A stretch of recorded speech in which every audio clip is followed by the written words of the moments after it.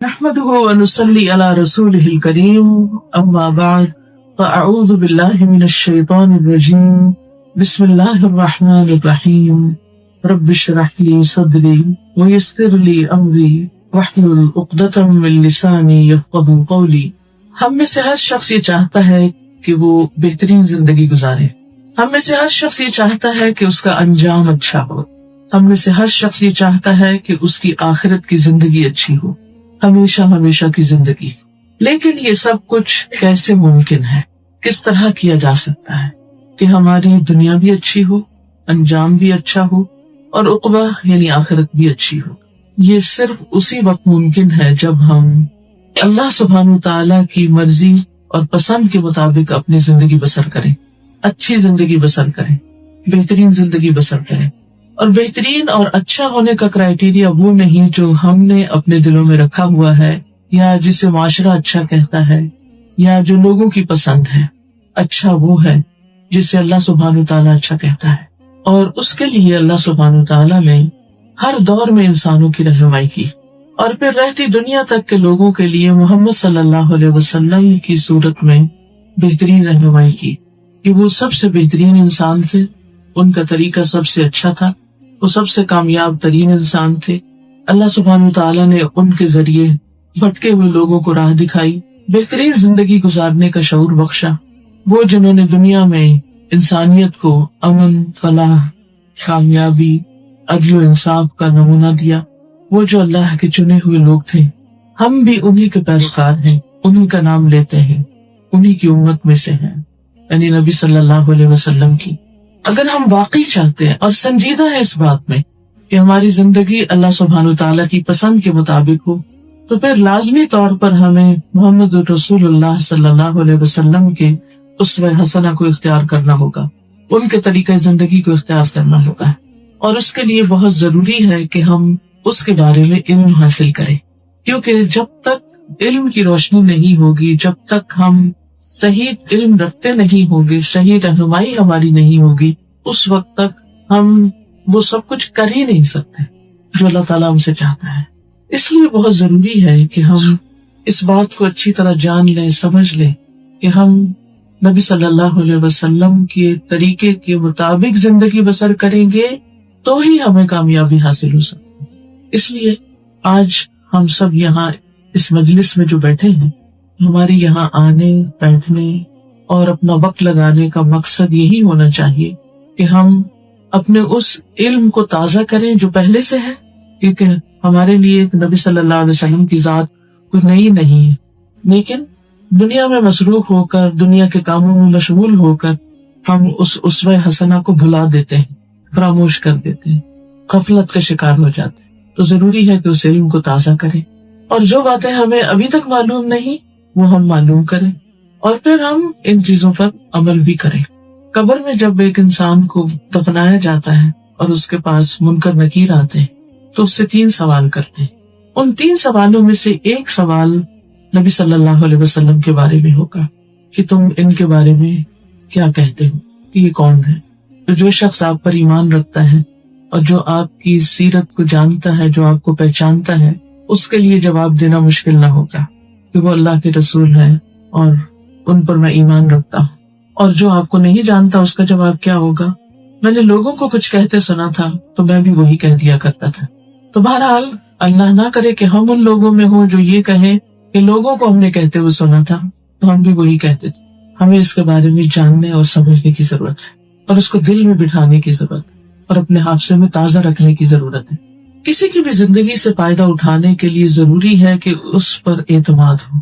نبی صلی اللہ علیہ وسلم سے ہم بہترین فائدہ اسی وقت اٹھا سکتے ہیں جب ہمارا آپ کی ذات پر ایمان ہو کہ آپ واقعی اللہ کے رسول ہیں، اور آپ نے جو کچھ ہمیں بتایا ہے وہ اللہ کی طرف سے آپ کے پاس آیا ہے، آپ نے اپنے پاس سے کوئی بات نہیں کی۔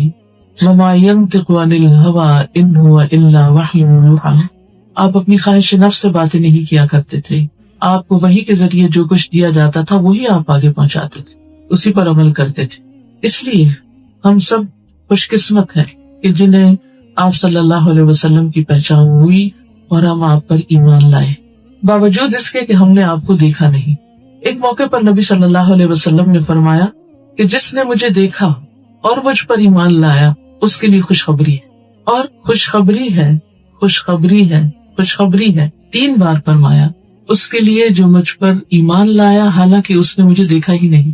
تو یہ 3 خوشخبریاں ہم سب کے لیے ہیں کہ ہم نے آپ کو دیکھا نہیں، اس کے باوجود ہم آپ پر ایسے ہی ایمان لاتے ہیں جیسے ہم آپ کو دیکھ رہے ہیں، آپ کی باتوں پر ایسا ہی یقین کرتے ہیں۔ تو اس لیے نبی صلی اللہ علیہ وسلم پر ایمان لانا کوئی معمولی بات نہیں ہے، یہ دنیا اور آخرت کی فلاح کا ذریعہ ہے، کامیابی کا ذریعہ ہے۔ اور جب آپ پر ہم ایمان لاتے ہیں تو وہ ایمان مکمل ہی نہیں ہوتا جب تک آپ سے محبت نہ ہو، اور وہ محبت بھی ایسی جو ہر چیز کی محبت سے بڑھ کر ہو، اپنے والدین، اپنے اولاد اور تمام انسانوں سے بڑھ کر۔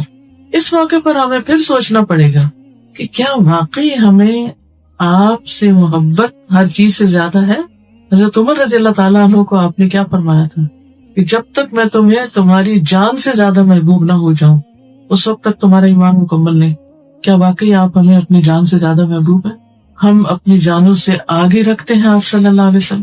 یہ بات ہمیں کسی اور کو نہیں بتانی، لیکن ہم اپنا محاسبہ خود ضرور کریں، اپنے اندر ضرور جھانک کر دیکھیں۔ نبی صلی اللہ علیہ وسلم نے فرمایا کوئی شخص اس وقت تک مومن نہیں ہو سکتا جب تک میں اس کے نزدیک اس کے گھر والوں، اس کے مال اور تمام لوگوں سے زیادہ محبوب نہ ہو جاؤں۔ اور یہ کیسے ممکن ہے کہ ہم مال سے زیادہ آپ سے محبت کریں کہ ہم اپنے مال کو آپ پر خرچ کر دیں، نہ کہ آپ کو بھلا کر اور آپ کے مشن کو بلا کر صرف مال جمع کرنے میں لگے رہیں اور دنیا بنانے میں لگے رہیں۔ ہمیں اپنی اس دنیا میں سے اپنی آخرت کے لیے سرمایہ اکٹھا کرنا ہے، اور وہ اسی صورت میں ہو سکتا ہے جب ہم اپنی جان اور مال دونوں لگائیں۔ پھر آپ دیکھیے کہ محبت کی بات اس لیے بھی کی گئی ہے کہ جس سے محبت ہوتی ہے اس کی بات ماننا بہت آسان ہوتی ہے، اس کی پیروی کرنی بڑی آسان ہوتی، زندگی خوشگوار ہو جاتی۔ اس لیے ہمارے لیے لازم قرار دے دیا کہ ہمارے ایمان کا حصہ بنا دیا گیا محمد صلی اللہ علیہ وسلم کی محبت کو۔ اللہ سبحانہ و تعالیٰ فرماتے ہیں قُلْ إِن كُنتُمْ تُحِبُّونَ اللَّهَ فَاتَّبِعُونِي يُحْبِبْكُمُ اللَّهُ، کہہ دیجئے کہ اگر تم اللہ سے محبت رکھتے ہو تو میری پیروی کرو، اللہ تم سے محبت کرے گا۔ یعنی یہ پیروی جو ہے، آپ کو فالو کرنا جو ہے اور آپ کے طریقوں پہ چلنا جو ہے، یہ اتنے بڑے آنر اور اتنے بڑے مقام کا ذریعہ ہے کہ انسان اللہ کی محبت کا مستحق ہو جائے اور اس کے سارے گناہ معاف ہو جائے۔ یعنی آپ کے طریقوں پہ چلنا جو ہے، اس کا ریوارڈ معمولی نہیں ہے، بہت عظیم الشان ہے۔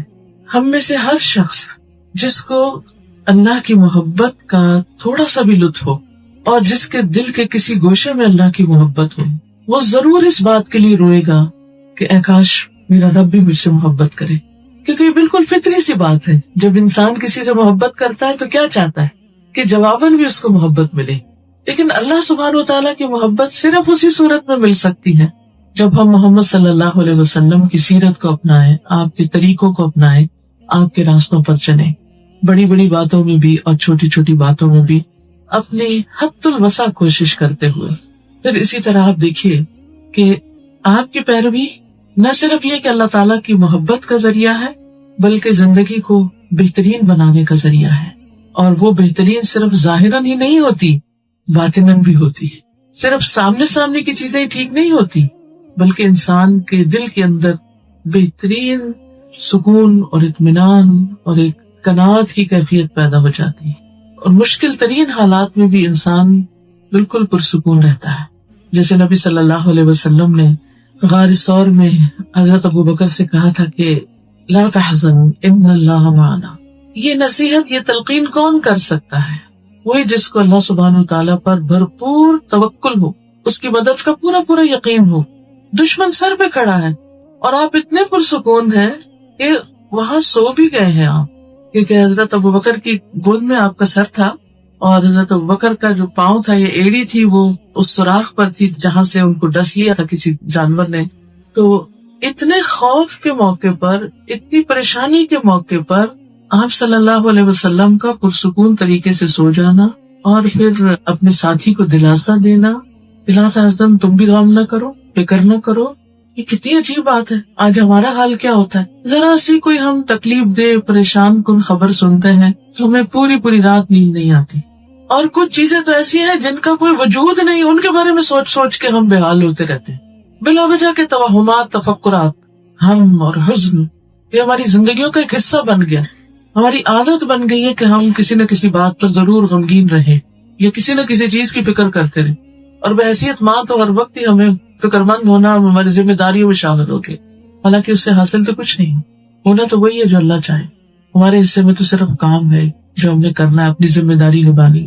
لیکن میرے کہنے کا مطلب یہ تھا کہ جب انسان نبی صلی اللہ علیہ وسلم کی سیرت و سنت کو فالو کرتا ہے تو صرف ظاہری طور پر ہی نہیں اس کی زندگی میں تبدیلی آتی، بلکہ اس کے دل کے اندر، اس کے ضمیر میں، اس کے باطن میں، ان سب چیزوں کے اندر ایک تبدیلی آتی، اور ہر طرح کے حالات میں انسان کے اندر ایک سکون پیدا ہو جاتا ہے.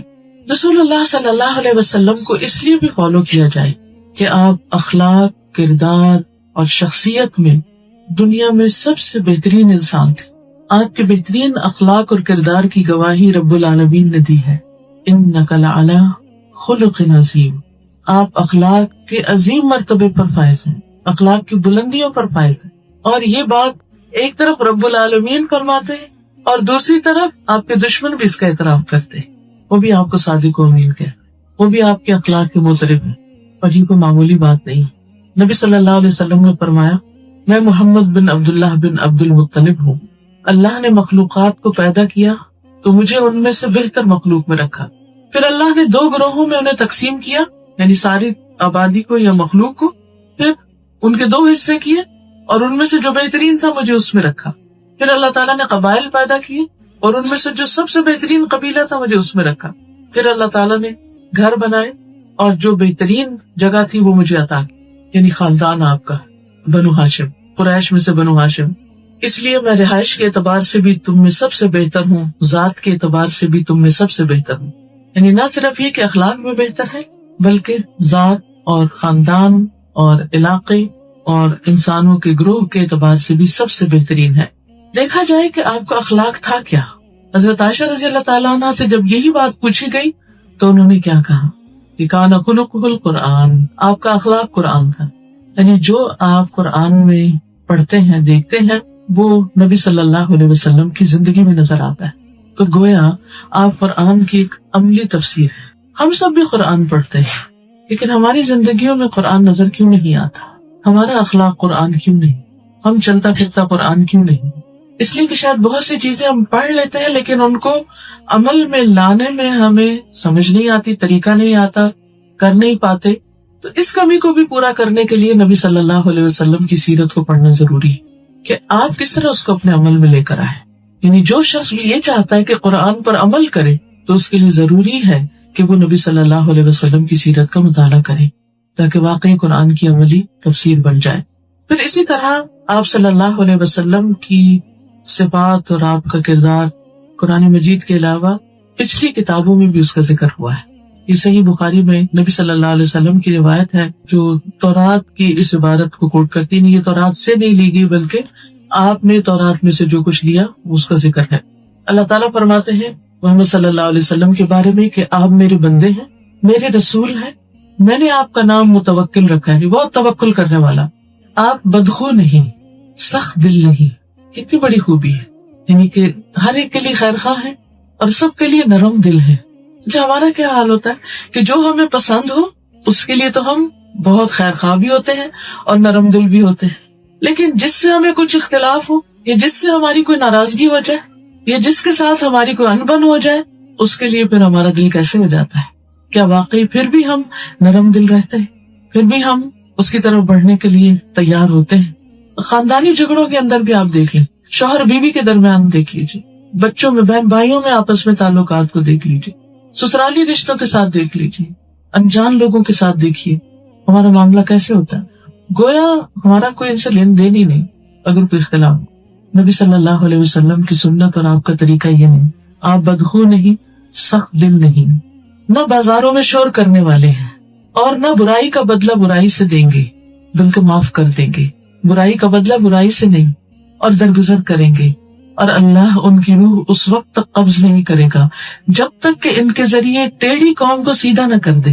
یعنی عربوں جیسے سخت مزاج لوگ جو تھے وہ آپ کے ہاتھوں سیدھے ہوئے. عبداللہ بن عمرو ابن العاص کی روایت میں آتا ہے کہ نبی صلی اللہ علیہ وسلم بےہودہ گو اور بتکلف بےہودہ گوئی کرنے والے نہیں تھے. یعنی آپ کی گفتگو بڑی مہذب ہوتی تھی، بہت بہترین طریقے سے. بہت سے مواقع ایسے آئے کہ جس میں کسی شخص نے آپ کے ساتھ بدتمیزی کی، بد اخلاقی برتی، لیکن جواب میں آپ کا رویہ وہی رہا جو کسی دوست کے ساتھ ہوتا ہے. اس میں کوئی بھی ایسی چیز نہیں تھی جسے بد اخلاقی کہا جا سکے، اس کا شائبہ تک نہ تھا. اور آپ فرمایا کرتے تھے تم میں سب سے بہتر وہ لوگ ہیں جن کے اخلاق سب سے اچھے ہوں. اور اچھا اخلاق اس وقت تو سبھی کا ہوتا ہے جب کوئی اس کے ساتھ اچھا اخلاق برت رہا ہوتا ہے. جیسے میں آپ کے ساتھ اچھی ہوں تو آپ میرے ساتھ اچھے ہیں، لیکن انسان ہونے کے ناطے اگر مجھ سے آپ کے حق میں کوئی کمی ہو گئی تو پھر آپ اچھے ہیں یا نہیں یہ آپ کا امتحان ہے. اور اسی طرح جو میرے ساتھ اچھا نہیں میں اس کے ساتھ اچھی ہوں یا نہیں یہ میرا امتحان ہے. یہاں سے پتہ چلتا ہے کہ ہمارا اصل اخلاق کیا ہے. اصل اخلاق اس وقت سامنے نہیں آتا جب ہم ایک اچھے ماحول میں رہ رہے ہوتے ہیں اور ہر چیز ہماری طبیعت کے موافق ہوتی ہے، اس کے مطابق ہوتی ہے، سب ہمارے ساتھ اچھا ہی کر رہے ہوتے. پھر اچھا ہونا کوئی معنی نہیں رکھتا. اچھائی اس وقت کی اچھائی ہے جب آپ کا ماحول آپ کو اچھا بننے نہ دے رہا ہو. کیونکہ ہم عام طور پر کیا کہتے ہیں کہ اصل میں میری نیت نہیں تھی مگر فلاں شخص نے میرے ساتھ رویہ ایسا کیا کہ مجھے یہ کرنا پڑا. یعنی ہم پھر نزلہ دوسرے پہ ڈال دیتے ہیں، بلیم دوسرے کو کرتے کہ قصوروار پھر بھی وہی، غلطی میری ہے لیکن قصوروار وہ ہے، میرا قصور نہیں ہے، میں پھر بھی اچھا ہوں. تو یہ تو نہیں ہو سکتا. پھر اسی طرح آپ صلی اللہ علیہ وسلم کے اخلاق کے بارے میں بھی آتا ہے کہ گفتگو میں آپ کم گو تھے، بہت باتیں نہیں کرتے تھے. اور ہمارا کیا حال خصوصاً خواتین کا، ہم چپ بیٹھتے ہی نہیں، اور جب باتیں زیادہ کرتے ہیں تو پھر ہم سب اپنے دن کے اذکار کو دیکھ لیں کہ کیا سارے اذکار کی پابندی ہو پاتی؟ نہیں ہو پاتی. کئی دفعہ ہم کہتے ہیں ہم یہ بھی ذکر کریں گے، یہ بھی کریں گے، لیکن کیا ہم ریگولرلی وہ سب کر رہے ہوتے؟ کیا اس میں ہماری استقامت ہے کہ ہم اس کی پابندی کریں؟ اور کیوں نہیں کر پاتے اس پر غور کرنے کی ضرورت. کبھی ہم فون پر باتیں کر رہے ہیں، کبھی ہم بچوں سے، کبھی ادھر سے کبھی ادھر، کچھ نہ کچھ چل ہی رہا ہوتا ہے. پھر آپ صلی اللہ علیہ وسلم کی گفتگو میں ٹھہراؤ تھا، یعنی بہت تیز نہیں بولتے تھے، ٹھہر ٹھہر کے بولتے تھے، اور اس طرح بولتے تھے کہ آپ کے الفاظ گنے جا سکتے تھے، سننے والے بہت سہولت اس کو یاد رکھ سکتے تھے. پھر اسی طرح مزاح میں بھی حق بات کہتے تھے، مذاق میں کبھی جھوٹ نہیں بولا. کسی صحابی نے بڑی حیرت سے کہا کہ اے اللہ کے رسول صلی اللہ علیہ وسلم آپ مزاح بھی کرتے ہیں، آپ ہنسی مذاق بھی کرتے ہیں؟ آپ نے فرمایا کہ میں مزاح میں بھی ہمیشہ حق بات کہتا ہوں. پھر اسی طرح آپ بہت باحیا تھے، اور یہ بھی آپ کے بہترین اخلاق کی دلیل ہے. حدیث میں آتا ہے کہ نبی صلی اللہ علیہ وسلم پردہ نشین کنواری لڑکیوں سے بھی زیادہ شرمیلے تھے. آج آپ دیکھیے کہ حیادار ہونا جو ہے، یا دوسرے کے ساتھ یعنی بدتمیزی اور بد اخلاقی کا برتاؤ نہ کرنا جو ہے، اس کو ہم کوئی کریڈٹ نہیں دیتے. اور جو بچہ جتنا بدتمیز ہوتا ہے، بد اخلاق ہوتا ہے، وہ تو بہت کانفیڈنٹ ہے، یہ کسی سے ڈرتا نہیں. لیکن یہ ہمارے دین کی تعلیم نہیں. نبی صلی اللہ علیہ وسلم کو جب کوئی چیز ناگوار ہوتی تھی تو آپ کے چہرے سے پہچان لیا جاتا تھا کہ آپ کو پسند نہیں آئی، لیکن آپ زبان سے نہیں کہتے تھے. پھر اسی طرح آپ صلی اللہ علیہ وسلم بہت زیادہ مسکرانے والے تھے. عبداللہ بن حارث کہتے ہیں کہ میں نے کسی کو بھی رسول اللہ صلی اللہ علیہ وسلم سے زیادہ بڑھ کر مسکراتے ہوئے نہیں دیکھا. سب سے زیادہ آپ مسکراتے. کیا آپ کی زندگی میں کوئی غم نہیں تھا؟ کیا آپ کو کوئی پریشانیاں نہیں تھی؟ کیا آپ کے سامنے کوئی چیلنجز نہیں تھے؟ ہم سب سے بڑھ کر تھے، لیکن اس کے باوجود آپ سب سے زیادہ اپنے ماحول کو خوشگوار بنانے والے. کیونکہ اسمائل سے کیا ہوتا ہے کہ آپ کے آس پاس کا ماحول خوشگوار ہو جاتا ہے. مثلاً ایک ماں اگر گھر میں مسکراتی رہے تو بچوں پر کیسے اثرات پڑیں گے اس کے. اور اگر ایک ماں موڈ آف کر کے رکھے اور گرمبل کرتی رہے تو اس کا بچوں پر کیا اثر پڑے گا، ہم سب جانتے ہیں. ماں خوش ہو تو سارا گھرانہ خوش ہوتا، اور ماں ناراض ہو تو سبھی ناراض ہوتے ہیں. پھر اسی طرح یہ کہ آپ کہہ کے لگا کے نہیں ہنستے تھے. اچھا، ہم دو ایکسٹریم پر ہوتے ہیں، یا بہت اونچا ہنسیں گے یا بالکل مسکرائیں گے بھی نہیں. نبی صلی اللہ علیہ وسلم ان دو انتہاؤں کے درمیان میں ہوتے تھے، اور وہ مسکرانا تھا. اس کے ساتھ ساتھ آپ کے اندر انتہا درجے کی عاجزی اور انکساری بھی تھی، اور اس میں زمین پر آپ بیٹھ جایا کرتے تھے. نیچے بیٹھنے میں آپ نے کبھی آر محسوس نہیں کی، اپنی شان کے خلاف نہیں سمجھا. زمین پر بیٹھ کے کھاتے تھے، بکری کا دودھ خود دو لیتے تھے، جو کی روٹی کی دعوت دینے والے غلام کی دعوت قبول کر لیتے تھے. یعنی معمولی سی چیز پر بھی کوئی انوائٹ کرتا تو آپ اسے بھی قبول کر لیتے. اچھا، ہمارے یہاں عام طور پر یعنی کلچر میں کیا ہوتا ہے کہ اگر کوئی کسی کی دعوت کرے اور بہت ساری ڈشز نہ پکائے تو پھر کیا سمجھا جاتا ہے کہ اس نے تو مہمان کی عزت ہی نہیں کی، قدر ہی نہیں کی. لیکن نبی صلی اللہ علیہ وسلم نے اس کو اپنی عزت اور شان کے خلاف نہیں سمجھا. پھر اسی طرح حضرت عائشہ کہتی ہیں کہ میں نے کہا اللہ کے رسول صلی اللہ علیہ وسلم، اللہ تعالیٰ مجھے آپ پر قربان کرے، آپ ٹیک لگا کر کھا لیا کریں، یعنی ریلیکس ہو کر ریسٹ کرتے ہوئے، کیونکہ اس میں آپ کے لیے زیادہ آسانی. یہ سن کر آپ نے اپنا سر اتنا جھکا دیا، قریب تھا کہ آپ کی پیشانی زمین کو چھونے لگتی. آپ نے فرمایا میں تو اس طرح کھاؤں گا جس طرح غلام کھاتا ہے، اس طرح بیٹھوں گا جس طرح غلام بیٹھتا ہے، یعنی اکڑ کر ٹیک لگا کر نہیں، ہمبل طریقے سے. پھر اسی طرح عبداللہ بن ابی اوفا آپ کے اخلاق کے بارے میں کہتے ہیں کہ رسول اللہ صلی اللہ علیہ وسلم اللہ کا ذکر زیادہ کیا کرتے تھے، لا یعنی گفتگو نہیں کرتے تھے، بیکار باتیں نہیں کرتے تھے، نماز لمبی پڑھتے تھے. اب ہم اپنے آپ کو کمپیئر کرتے جائیں ذرا، ہم سب، میں بھی آپ بھی، نماز لمبی پڑھتے تھے، خطبہ مختصر ہوتا تھا، لمبے لمبے لیکچر نہیں ہوتے تھے، بیواؤں اور مسکینوں کے ساتھ اٹھتے بیٹھتے تھے اور ان کا کام کر دینے میں شرم محسوس نہیں کرتے تھے. آج تو اگر اپنے ماں باپ یا اپنے رشتے داروں میں سے کوئی غریب ہو تو لوگ اس کو اپنے رشتے داری نہیں بتاتے، لوگوں کو اس سے متعارف ہی نہیں کراتے، اسے ڈسون کر دیتے. آپ صلی اللہ علیہ وسلم گدھے پر سوار ہو جاتے تھے، کیونکہ گھوڑے کی سواری ایک شان والی سواری، لیکن آپ صلی اللہ علیہ وسلم معمولی سواری کو بھی استعمال کر لیتے تھے. جوتا خود سلائی کر لیتے، قمیص کو خود پیبند لگا لیتے اور فرماتے جس نے میری سنت سے اعراض کیا وہ مجھ سے نہیں. یعنی آپ نے سنت کا لفظ یہاں پر کس کام کے لیے استعمال کیا، کس کام کو سنت بتایا؟ معمولی سواری اختیار کر لینا، جوتا سلائی کر لینا، کپڑے کو پیبند لگا لینا. آپ دیکھیے کہ سلائی کیا ہوا جوتا، پیبند لگا ہوا کپڑا پہننا جو ہے، کیا ہم اسے اپنی شان کے خلاف تو نہیں سمجھتے؟ کوئی کیا کہے گا کیا پہنا ہوا ہے؟ کسی انسان کی شان بہت اچھے لباس میں نہیں ہوتی. دوسروں کو تو وقتی طور پر ضرور متاثر کرتی ہے کہ اچھا بہت اچھا کپڑا پہنا ہے، دوسرے دیکھ کر خوش ہو جاتے، لیکن اصل خوشی کسی کو آپ سے کب پہنچتی؟ کہ جب آپ آگے بڑھ کر اس کے ساتھ اچھے اخلاق سے، اچھے طریقے سے بات کرتے ہیں، بہترین طریقے سے پیش آتے ہیں. پھر اسی طرح آپ صلی اللہ علیہ وسلم سب سے زیادہ سخی تھے، کانا اجود الناس. اس سے کیا پتہ چلتا ہے کہ اپنی ذات سے زیادہ دوسروں کا خیال رکھنے والے تھے، دوسروں پر خرچ کرنے والے تھے. کسی بھی چیز کا جب آپ سے سوال کیا جاتا تو آپ اس کو عطا کر دیتے تھے، دے دیا کرتے تھے، اور اگر موجود نہ ہوتی تو خاموشی اختیار کر لیتے. کبھی ایسا بھی ہوتا کہ اگر آپ کے پاس چیز نہیں تو آپ وعدہ کر لیتے تھے کہ جب وہ چیز ہوگی تو آپ کو دی جائے گی. کبھی ایسا ہوتا تھا کہ کسی اور سے سفارش کر دیتے تھے کہ تم اس کو دے دو. مقصد کیا ہے کہ کسی نہ کسی طرح دوسرے کی ضرورت پوری ہو جائے. اور آج ہم ایکسکیوز ڈھونڈتے ہیں، ہم کر بھی سکے تو ہم اپنے آپ کو کسی طرح تسلی دے دیتے، نہیں ابھی ہمارے اور بہت ضروریات، ہم کسی کے کیا کام ہے تو خود ضرورت مند. اجود الناس کیسے تھے؟ 3 چیزیں اس میں آ رہی ہیں. نمبر 1 کبھی نہ نہیں کی، نمبر 2 آئندہ کے لیے وعدہ کر لیا کہ آئندہ دے دیں گے، اور نمبر 3 کسی اور سے کہہ کے کام کروا دیا، کسی اور کے ذریعے دلوا دیا، سفارش کر دی. پھر اسی طرح آپ صلی اللہ علیہ وسلم عفو درگزر کرنے والے تھے. آپ نے اپنی ذات کے لیے کبھی بھی بدلہ نہیں لیا. ہاں اللہ کے دین کی کوئی حد ٹوٹتی، اللہ کی کوئی حد ٹوٹتی تو پھر اس وقت آپ اللہ کے لیے اس کا انتقام لیتے. پھر اسی طرح آپ دوسروں پر غصہ نہیں کرتے تھے. ایسی باتیں ہوتی تھی کہ جس سے لوگ آپ کو غصہ دلائے، لیکن آپ صلی اللہ علیہ وسلم غصہ نہیں کرتے تھے، کسی پر لان تان نہیں کرتے تھے، لعنت ملامت نہیں کرتے تھے، گالی نہیں دیتے تھے.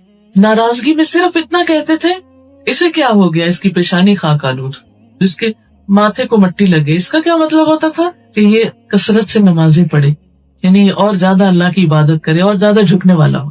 پھر اسی طرح کبھی خوشی کی خبر ملتی تو اس موقع پر آپ صلی اللہ علیہ وسلم کا چہرہ مبارک چمکنے لگتا، یعنی خوشی کا اظہار بھی کرتے تھے، خوش ہوتے تھے، ایسا لگتا گویا چاند کا ایک ٹکڑا ہو.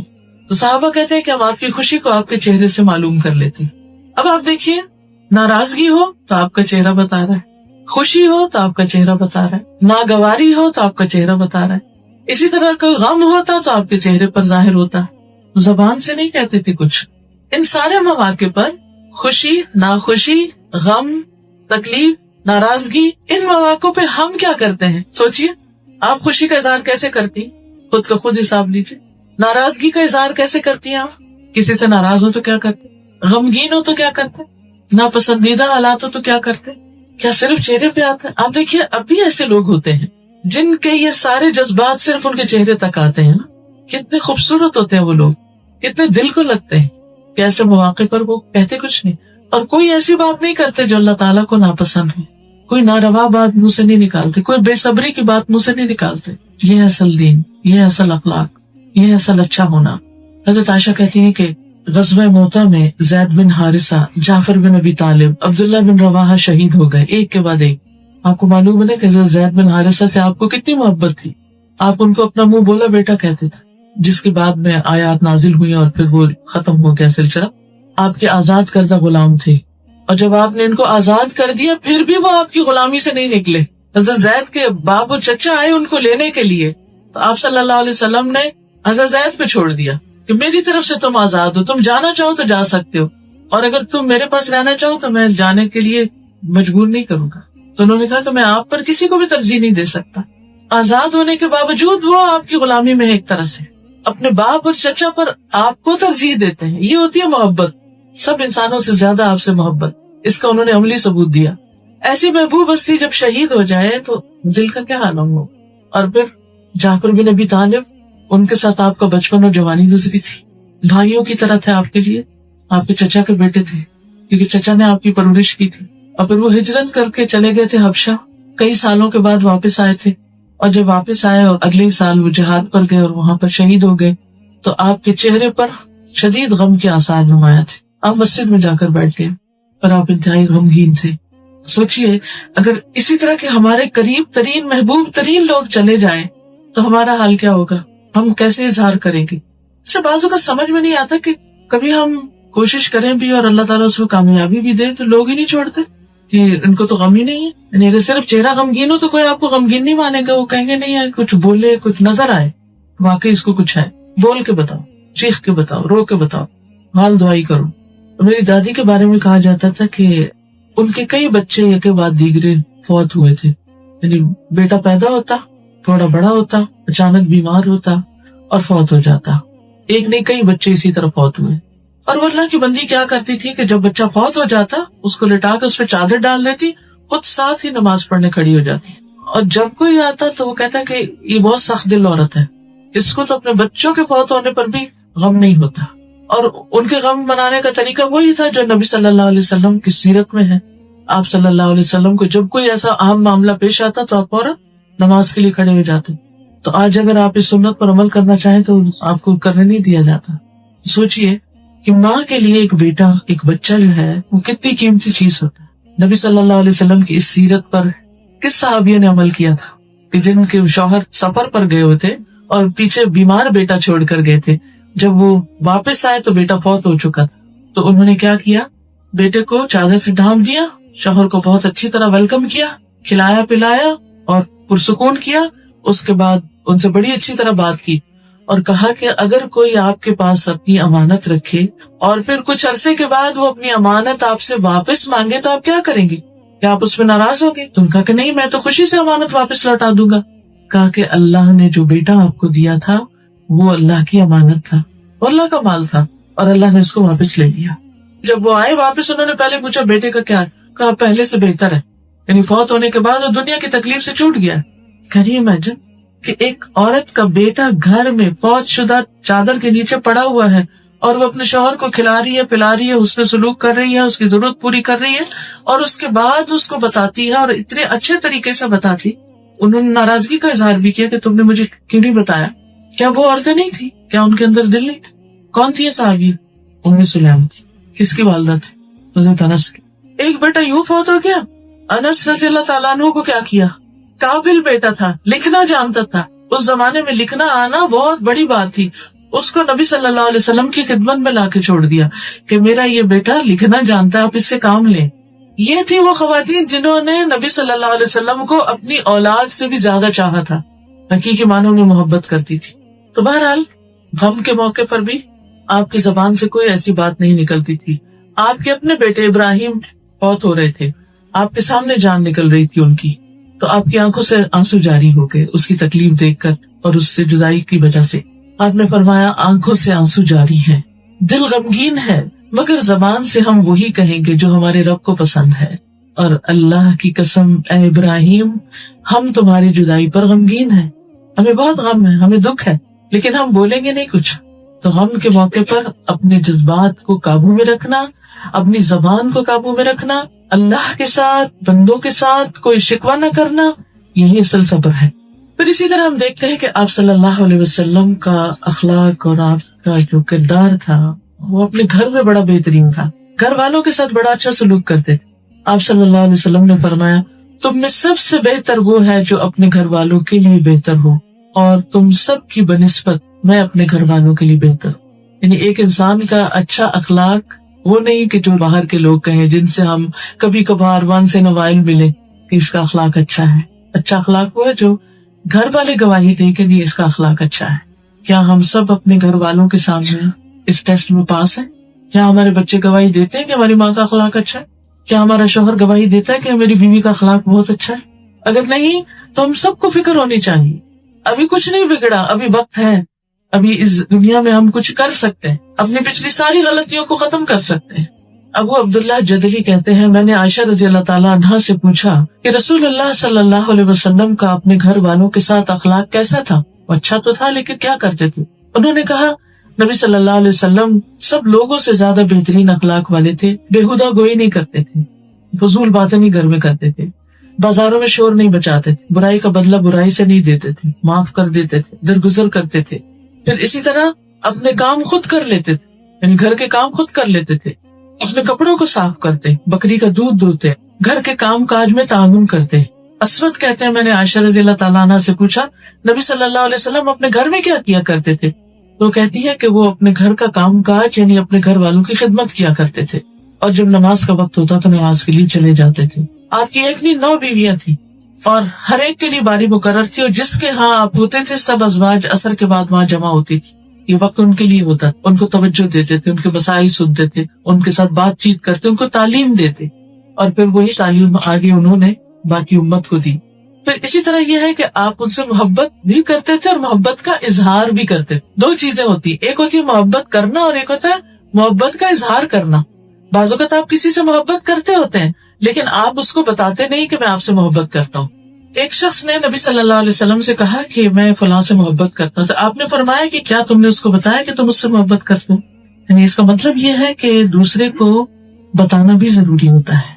اور پھر اس میں ہم دیکھتے ہیں کہ ایک مرتبہ حضرت عمرو بن العاص کو نبی صلی اللہ علیہ وسلم نے غزوۃ ذات السلاسل کا امیر بنا کر بھیجا، تو اس موقع پر وہ خوش ہوئے کہ آپ صلی اللہ علیہ وسلم نے ان پر اعتماد کیا ہے اور ان کو ایک بڑی اہم ڈیوٹی دی ہے۔ تو وہ پوچھنے لگے کہ اے اللہ کے رسول صلی اللہ علیہ وسلم یہ تو بتائیے کہ آپ کو سب سے زیادہ کون محبوب ہے، سب سے زیادہ اچھا کون لگتا ہے؟ آپ نے فرمایا عائشہ۔ انہوں نے کہا نہیں، یہ بتائیے کہ مردوں میں کون اچھا لگتا ہے؟ تو آپ نے فرمایا عائشہ کا باپ۔ پھر پوچھا تو آپ نے کسی اور کا بتایا، شاید حضرت عمر کا بتایا، کس کا؟ تو وہ کہنے لگے کہ میں اپنے اندر اتنا شرمندہ ہوا کہ میں نے یہ سوال ہی کیوں کیا، مجھے پوچھنا ہی نہیں چاہیے تھا، کیونکہ آپ کے سب ساتھی یہ سمجھتے تھے کہ آپ سب سے زیادہ اس سے محبت کرتے ہیں۔ آپ محبت کا عملی اظہار بھی کیا کرتے تھے۔ حضرت عائشہ کہتی ہے کہ میں حیض کی حالت میں بھی ہوتی، جہاں سے میں پانی پیتی آپ وہیں سے پانی پیا کرتے تھے، میں گوشت کھا کر روٹی آپ کو دیتی، آپ اسی جگہ سے کھا لیتے تھے۔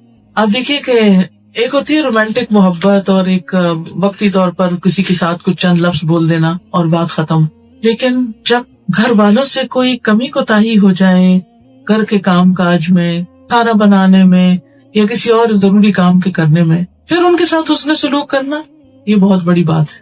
جب تک گھر ٹھیک چلتا رہے تو سبھی محبت کرتے ہیں، لیکن اگر کاموں میں کوئی اونچ نیچ ہو جائے تو پھر محبت دیکھیے کیسے ہوتی ہے۔ ایک دفعہ آپ صلی اللہ علیہ وسلم گھر تشریف لایا، آپ نے پوچھا کہ گھر میں کچھ کھانے کو ہے، کوئی سالن ہے؟ تو گھر والوں نے کہا کہ نہیں، کچھ نہیں ہے، صرف سرکہ ہے۔ آپ نے سرکہ ہی منگوایا اور اس میں روٹی ڈبو کے کھانے لگے، اور آپ نے فرمایا سرکہ بہترین سالن ہے، اس کا اپریشیٹ بھی کیا، کھانے میں عیب نہیں نکالتے تھے۔ بہت دفعہ ہسبینڈ وائف کی تکرار یا ناراضگی کس چیز سے ہوتی ہے؟ کہاں سے جھگڑا شروع ہوتا ہے؟ کھانے سے۔ کھانا ٹھیک نہیں پکا، کھانے میں نمک زیادہ ہے، کھانے میں مرچیں زیادہ ہے، یہ کیوں پکایا ہے، ایسے کیوں پکایا ہے، وقت پہ کیوں نہیں پکا، وغیرہ وغیرہ۔ کہتے کہ شوہر سب سے زیادہ غصے میں اس وقت ہوتا ہے جب وہ بھوکا ہوتا ہے، اور اس کی محبت حاصل کرنے کے لیے جو گرو بتایا جاتا ہے عام طور پر وہ کیا ہے؟ اچھے کھانے کے لیے۔ نبی صلی اللہ علیہ وسلم کے سامنے جو کچھ آتا، اگر وہ آپ کو پسند نہیں بھی ہوتا تھا تو آپ کچھ کہتے نہیں تھے، خاموشی سے چھوڑ دیتے تھے، عیب نہیں نکالتے، پسند ہوتا تو کھا لیتے تھے۔ پھر اسی طرح آپ صلی اللہ علیہ وسلم سفر میں بھی اپنی ازواج کا خیال رکھا کرتے۔ ایک دفعہ سفر کے موقع پر حضرت صفیہ جو تھی وہ اونٹ سے گر گئی، تو شاید حضرت طلحہ تھے، وہ آپ کی طرف بڑھے، آپ بھی گرے تھے، وہ بھی گرے، تو آپ نے فرمایا نہیں مجھے چھوڑو، پہلے ان کا خیال کرو۔ پھر جب وہ اونٹ پر سوار ہونے لگی تو آپ نے اپنا گھٹنا آگے رکھا، وہ سیڑھی بنا کر اس پر چڑھ کے اونٹ پہ چڑھی۔ پھر اسی طرح جب جانے لگتے تھے تو آپ کرہ ڈالا کرتے تھے، اور جس کے نام کا کرہ نکلتا اس کو سفر پہ اپنے ساتھ لے کے جایا کرتے تھے۔ پھر اس طرح ایک دفعہ ایک صحابی جو تھے وہ تیز سواری چلا رہے تھے، آپ نے ان کو روکا کہ نہیں آپ گینے ہیں، آپ گینے، ان کی حفاظت کرو۔ پھر اسی طرح حضرت عائشہ کہتی ہیں کہ رسول اللہ صلی اللہ علیہ وسلم نرم دل انسان تھے، جب بھی آپ سے کسی چیز کی فرمائش کی جاتی تو آپ اسے پورا کر دیتے تھے، یعنی بیوی کی جائز فرمائش جو ہے اس کو رد نہیں کرتے تھے، ان کے ساتھ دوڑ کا مقابلہ کرتے تھے۔ آپ سب نے سن رکھا ہوگا، یہ آپس کے تعلق کو ظاہر کرتا ہے نا۔ ایک دفعہ حضرت عائشہ آگے نکل گئی، دوسری دفعہ نبی صلی اللہ علیہ وسلم آگے نکل کے تو فرمایا آج کی جیت پچھلی ہار کا بدلہ ہے۔ بچوں کے ساتھ بڑی مہربانی کرتے تھے۔ حضرت انس کہتے ہیں کہ میں نے رسول اللہ صلی اللہ علیہ وسلم سے بڑھ کر کسی کو بچوں کے ساتھ شفقت کر لیتے دیکھا، سب سے زیادہ آپ ان کے لیے شفیق تھے، آپ پیار سے ان کا نام لیتے۔ حضرت زینب جو آپ کی لپالک بیٹی تھی، حضرت ام سلمہ کی بیٹی، ان کو زوینب کہا کرتے تھے۔ پھر بچوں کو پیار سے چھوا بھی کرتے تھے۔ جابر کہتے ہیں کہ میں نے رسول اللہ صلی اللہ علیہ وسلم کے ساتھ ظہر کی نماز پڑھی، پھر آپ نماز کے بعد اپنے گھر جانے لگے تو میں بھی آپ کے ساتھ نکلا، سامنے سے کچھ بچے آ گئے، آپ صلی اللہ علیہ وسلم نے ہر ایک کے گال پہ ہاتھ پھیرا، میرے گال پر بھی ہاتھ پھیرا، اور مجھے آج تک آپ کے ہاتھ کی ٹھنڈک اور خوشبو یاد ہے کہ آپ کا ہاتھ ایسے تھا جیسے ابھی خوشبو کے ڈبے سے ہاتھ نکالا ہوا جس میں خوشبو آ رہی تھی۔ یہ جو پیار کا انداز تھا اور یہ جو محبت تھی، آپ سوچئے کہ وہ صحابہ کو کس طرح آپ کے قریب کرتی تھی، جبکہ وہ چھوٹے بھی تھے ابھی۔ کبھی بچے آپ کے کندھے پہ چڑھ جاتے تھے، کبھی نماز پڑھے ہوتے تھے تو آپ کی پیٹھ پہ چڑھ جاتے تھے۔ حضرت امامہ جو آپ کی نواسی تھی، ایک دفعہ نماز پڑھاتے کے دوران آ گئی تو آپ نے ان کو اپنے کندھے پہ سوار کر لیا، جب رکوع سجدے میں جاتے تو اٹھا کے کھڑا کر لیتے، پھر جب کھڑے ہوتے تو دوبارہ کندھے پہ بٹھا لیتے، اور آپ نے ساری نماز اسی طرح پڑھائی۔ بچے اگر ہماری نماز میں خلل ڈالے تو ہم کیا کرتے، اور آس پاس والے کیا کر رہے، چین جپٹ کے وہاں سے بچے کو لے جاتے، بچے کا چلاتا رہتا۔ ایک دفعہ آپ صلی اللہ علیہ وسلم کو کسی نے دعوت پر بلایا، آپ کے ساتھ کچھ صحابہ بھی تھے، آپ جا رہے تھے، اتنے میں آپ نے راستے میں دیکھا کہ حضرت حسین کھیل رہے ہیں، تو آپ نے سب کو چھوڑا اور ان کی طرف بڑھے اور اپنا ہاتھ پھیلا دیا کہ میری طرف آؤ، لیکن وہ آپ کی طرف آنے کے لیے اور آگے بھاگنے لگے۔ آپ صلی اللہ علیہ وسلم بھی ان کے پیچھے بھاگنے لگے اور ان کو جا کر پکڑ لیا، ان کو گلے سے لگایا، ان کو چوما، اور پھر اس کے بعد ان کو کھیلنے کے لیے چھوڑ دیا، اور ان کی ٹھوڑی کے نیچے ہاتھ رکھا، پیچھے ہاتھ رکھا اور ان کو کس کیا۔ تو اس سے اندازہ ہوتا ہے کہ آپ بچوں کو بھی کتنی امپورٹینس دیتے تھے۔ اصل بات امپورٹینس دینے کی ہے۔ آج اکثر لوگ شکایت کرتے ہیں بچے ہماری بات نہیں سنتے، بچے بہت روڈ ہیں، بچے توجہ نہیں دیتے، بچوں کے ساتھ بہت گیپ ہے۔ اس کی بنیادی وجہ یہی ہے کہ ہمارا ان کے ساتھ کنیکشن ہی نہیں ہے۔ اپنے گھر میں پھر بھی اپنے بچوں کے ساتھ کچھ ہوگا، لیکن بھانجے بھتیجے اور جو ہمارے آس پاس بچے ہوتے ہیں، دوستوں کے بچے، وہ اگر آئیں تو ہم ان کو کیا رسپیکٹ دیتے ہیں، یا ہم ان کے پاس جائیں تو بچوں کے ساتھ ہماری محبت کتنی ہوتی۔ پھر اسی طرح حضرت حسن بن علی رضی اللہ تعالیٰ عنہ کے لیے آپ اکثر اپنی زبان نکالتے تھے، زبان کی سرخی وہ دیکھتے تو وہ خوش ہو جاتے تھے۔ یعنی ہر بچے کا اپنا اپنا ایک ٹریگر پوائنٹ ہوتا ہے نا، تو اس کے مطابق اس سے معاملہ کر کے ان کے جذبات کا خیال رکھتے تھے۔ اسی طرح آپ جا رہے تھے ایک موقع پر عید کی نماز شاید پڑھانے کے لیے جا رہے تھے، تو راستے میں ایک بچہ روتا ہوا ملا، ان کا نام تھا بشر، ان کے والد ایک جنگ میں شہید ہو گئے تھے، تو وہ رو رہے تھے۔ آپ رکے اور آپ نے بچے کو بلایا اور پوچھا کہ کیوں رو رہے ہو، تو اس نے وجہ بتائی کہ میرا باپ نہیں ہے، یتیم بچہ ہوں۔ آپ نے فرمایا کیا تم اس پر راضی نہیں ہو کہ میں تمہارا باپ ہوں اور عائشہ تمہاری امی ہوں، اور پھر آپ ان کو اپنے ساتھ لے گئے۔ اور یہی وجہ تھی شاید کہ حضرت عائشہ رضی اللہ تعالیٰ عنہا نے کئی 100 یتیم بچے پالے، بعد میں ان کی دیکھ بھال کیا کرتی تھی۔ ان کے اپنے بچے تو نہیں تھے، لیکن آپ دوسرے بچوں کے ساتھ اس طرح محبت کر ان کی ضروریات کا خیال رکھتے تھے۔ اسی طرح حضور صلی اللہ علیہ وسلم سے ہمارا تعلق کیسا ہونا چاہیے، اس میں کیا کیا چیزیں ہونی چاہیے، اور ہمیں اپنا جائزہ یہاں پر لینا ہے کہ کیا ہمارے اندر وہ چیزیں موجود ہیں یا نہیں۔ تو حضور صلی اللہ علیہ وسلم کے ساتھ ہمارے تعلق کی 4 بنیادیں ہیں۔ اس میں پہلی بنیاد اور پہلا تعلق ایمان کا تعلق ہے۔ حضور صلی اللہ علیہ وسلم پر ایمان کے بارے میں قرآن پاک کچھ اس طرح ارشاد فرماتا ہے، انما المؤمنون الذین آمنوا باللہ ورسولہ، کہ حقیقت میں مومن وہ لوگ ہوتے ہیں جو اللہ اور اس کے رسول پر ایمان لاتے ہیں۔ تو گویا جب تک ہمارا ایمان کا تعلق نہیں اور ہم حضور صلی اللہ علیہ وسلم کو رسول نہیں مانتے، اس وقت تک ہمارا تعلق ادھورا ہے۔ اللہ کا شکر ہے کہ اس نے ہمیں ایمان کی توفیق بخشی اور ہم صرف لا الہ الا اللہ کہنے والے نہیں ہیں بلکہ محمد الرسول اللہ بھی کہتے ہیں، اس کے رسول پر ایمان رکھتے ہیں۔ اب ایمان کے بعد آگے کیا ہونا چاہیے اور کون سا تعلق ہونا چاہیے؟ تو اس تعلق کو قرآن اطاعت کا نام دیتا ہے کہ صرف زبانی ایمان کافی نہیں جب تک ہم آپ صلی اللہ علیہ وسلم کی بات نہ مانیں۔ اس کے بارے میں قرآن پاک میں بے شمار آیات ہیں، چند ایک میں آپ کے سامنے رکھتی ہوں۔ قرآن پاک میں اللہ سبحانہ وتعالیٰ کا ارشاد ہے، اطیعوا اللہ ورسولہ ولا تولوا عنہ، کیا ایمان والو تم اللہ اور اس کے رسول کی اطاعت کرو اور اس سے منہ نہ موڑو۔ ایک اور جگہ پر فرمایا، اطیعوا اللہ ورسولہ ان کنتم مؤمنین، اگر تم ایمان رکھتے ہو تو کیا کرو، اللہ اور اس کے رسول صلی اللہ علیہ وسلم کی بات بھی مانو۔ ایک اور جگہ پر فرمایا، ان تطیعوہ تہتدوا، کہ اگر تم اس کی اطاعت کرو گے تو جب ہدایت یافتہ کہلاؤ گے۔ ایک اور جگہ پر فرمایا، یا ایھا الذین آمنوا اطیعوا اللہ واطیعوا الرسول ولا تبطلوا اعمالکم، اے لوگو جو ایمان لائے ہو کیا کرو، اللہ کی بات مانو اور رسول صلی اللہ علیہ وسلم کی بات مانو اور اپنے اعمال کو ضائع نہ کرو۔ اسی طرح ایک اور جگہ پر ارشاد ہوتا ہے، یا ایھا الذین آمنوا استجیبوا للہ وللرسول اذا دعاکم لما یحییکم، اے لوگو جو ایمان لائے ہو اللہ اور اس کے رسول کی پکار پر لبیک کہو جب وہ تمہیں ایسی چیزوں کی طرف بلائے جو تمہیں زندگی بخشنے والی ہیں۔ ایک اور جگہ پر فرمایا، وَمَن يُطِعِ الرَّسُولَ فَقَدْ أَطَاعَ اللَّهَ، جو رسول صلی اللہ علیہ وسلم کی بات مانتا ہے گویا وہ اللہ سبحانہ وتعالیٰ کی بات مانتا ہے۔ تو رسول صلی اللہ علیہ وسلم کی اطاعت دراصل اللہ کی اطاعت ہے۔ ہم یہ نہیں کہہ سکتے کہ جو تو قرآن میں حکم ہے وہ تو ہم مان لیتے ہیں، لیکن چونکہ یہ حدیث میں بات آئی ہے اس لیے دل چاہے تو مان لو، دل چاہے تو نہ مانو۔ اب پھر اس کے بعد آپ دیکھیں کہ صرف اطاعت نہیں کہ آپ جس کام کا ہمیں حکم دیں ہم وہ کر لیں اور باقی چھوڑ دیں، نہیں، اس کے ساتھ ساتھ اتباع بھی ہونا چاہیے۔ اتباع کا کیا مطلب ہے؟ اطاعت جیسا کہ میں نے آپ کو بتایا کہ ان کاموں میں ہوتی ہے جہاں پر کوئی حکم ہمیں ملتا ہے، یعنی بات مان لینا۔ آپ کو کہا جاتا ہے کہ آپ کھڑے ہو جائیں، آپ کھڑے ہو جاتے ہیں، آپ کو کہا جاتا ہے آپ بیٹھ جائیں، آپ بیٹھ جاتے ہیں۔ لیکن اتباع ان چیزوں میں جہاں پر آپ کا حکم نہیں ہے لیکن ہم ان کو دیکھ دیکھ کر ان کے پیچھے چلتے چلے جا رہے ہیں، جیسا کہ سورۃ الاحزاب میں ارشاد باری تعالیٰ ہے، لَقَدْ كَانَ لَكُمْ فِي رَسُولِ اللَّهِ أُسْوَةٌ حَسَنَةٌ، کہ اللہ کے رسول صلی اللہ علیہ وسلم کی زندگی تمہارے لیے بہترین نمونہ ہے۔ یعنی اللہ سبحانہ وتعالیٰ کو اگر کوئی انسان سب سے زیادہ پیارا ہے تو وہ اپنا حبیب محمد صلی اللہ علیہ وسلم۔